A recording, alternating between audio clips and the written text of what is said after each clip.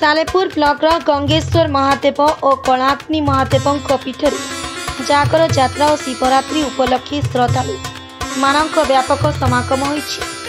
महानदी चित्रोत्पला द्वीपांचल पुरातन प्रसिद्ध शैवपीठ अनंतेश्वर पीठ शिवरात्रि जागर यात्रा अनुष्ठित होइछि। श्रद्धालु माने तथा व्रतधारी महिला माने शिव उपासना निमंते जोग दैछन्ति। सहस्राधिक भक्त जोग देइथिबारु श्रृंखलित परिचालना निमंते मंदिर परिचालना कमिटी पक्षर व्यापक बंदोबस्त करा जाइछि। जागर यात्रा उपलक्षे श्रद्धालु भक्त तथा साधारण गहली देखिबाकु मिलिछि।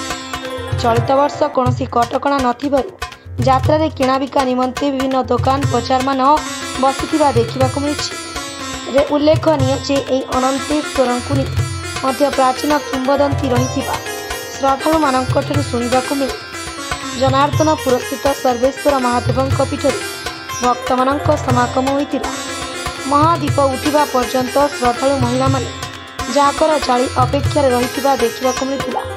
अनंतगर सभापति अनंतेश्वर सांस्कृतिक परिषद यज्ञ कमिटी और पाटुआ यात्रा कमिटी।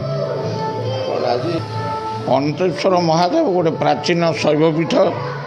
एठारे प्रतिवर्ष हजार हजार लोकों गहण जागर यात्रा अनुष्ठित हुए। यह अनति कालरू एठी जागर यात्रा अनुष्ठित इठी भक्त माने से उपवास रुहंती। उपवास रही से आसी एठी जागर यात्रा रे भाग नियंती एवं रात्रि महादीप उठिबा परे सेमानंकर जो उपवास भग्न करी सेमाने प्रसाद पणा सेवन करी सेमाने घर को जाती। मु अंतेश्वर मंदिर सेवक। मंदिर बहुत ना अच्छी। बहुत लोक मैंने भी ठाकुर को दर्शन पाई बहुत लोक भिड़ जमी।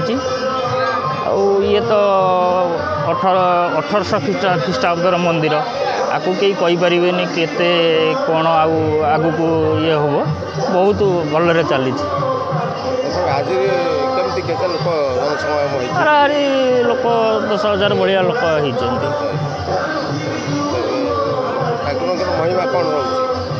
ठाकुर महिमा तो एमती अनेक बहुत किसी अच्छी जहाँ प्रभु को मागुचे लोक। मो ना प्रशांत कुमार सेठी आमर जनार्दनपुर नाम पंचायत किंतु आमर कलमश्री जो आमर अंतेश्वर महादेव मंदिर अच्छे ये बहुत पुराना मंदिर। ये बहु वर्ष यहाँ मो जन्म है दिन मुझे देखुची किंतु अति बहुत बड़ आश्चर्य कथा ये मंदिर महात्मा बहुत बहुत भल आकोसी मानसिक ये कराए ये पूर्ण है। किंतु मुख्य जिनस हूँ जेकोसी जी मानसिक कथा ये पाती ये आसिले बहुत ये हूँ सब आसे को मन समस्त कुंठा किसी करें सब लोग आसे को चाहते मंदिर को जिते वर्ष हेल्ले भी लोक आसुँच सब मानसिक सब पूर्ण।